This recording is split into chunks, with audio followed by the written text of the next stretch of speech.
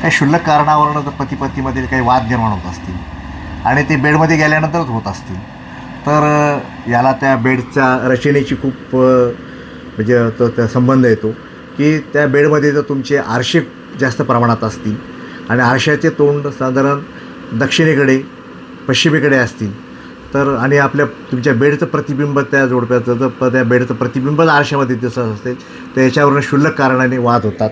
परत बेडमध्ये काही मृत व्यक्तींचे फोटो लावले असतील, देवाधिकांचे काही फोटो लावले असतील तर त्याच्याने सुद्धा वाद निर्माण होतात. म्हणून बेडमध्ये शक्यतोवर मृत व्यक्तीचे फोटो लावू नका. पती पत्नीचे फोटो लावा, एकत्र फोटो लावा आणि तो पूर्व किंवा पश्चिम भिंतीवरती लावा.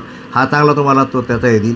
परत आरसे जर ते हे असतील आरसे बंद करा किंवा ते काढून टाका. नाही आरसा ठेवला तरी चालेल. एक बाहेर ओपन पेसमध्ये आरसा ठेवा किंवा ठेवायचाच असेल तर मग त्याच्यामध्ये तुमचं बेडचं प्रतिबिंब येणार नाही. येत असेल तर मग त्याला कर्टन लावा, पडदा लावा जाड. हे पथ्य पाळा. आणि सर्वात महत्त्वाचं म्हणजे त्या बेडशीट हे लाल भडक नसावेत, भडक रंगाचे नसावेत. लाल, खूप पिवळे, निळे नसावेत.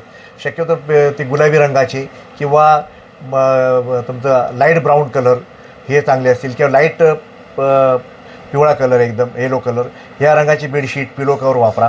आणि सर्वात महत्त्वाचं म्हणजे झोपण्यापूर्वी एक सुगंधी गुलाबाची अगरबत्ती एक लावा.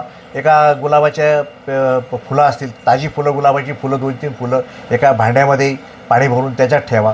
याच्याने सुद्धा तो औरा चेंज होतो आणि पती पत्नीमध्ये एक सुसंवाद निर्माण होतो. दुसरी एक गोष्ट आहे की उशीखाली प्रत्येकाच्या एक 2-2 कापूरवाड्या ठेवा आणि सकाळी उठल्यानंतर त्या कापूरवाड्या आपल्याच मस्तकावरती अँटी क्लॉकवाईज असं फिरून 7 वेळेस फिरून बाहेर आणून जाळून टाका. याच्याने पण पती पत्नीमध्ये वाद निर्माण होणार नाही आणि त्यांच्यामध्ये एक मधुर वातावरण तयार होईल. हा एक सोपा उपाय करून बघा. श्री स्वामी समर्थ.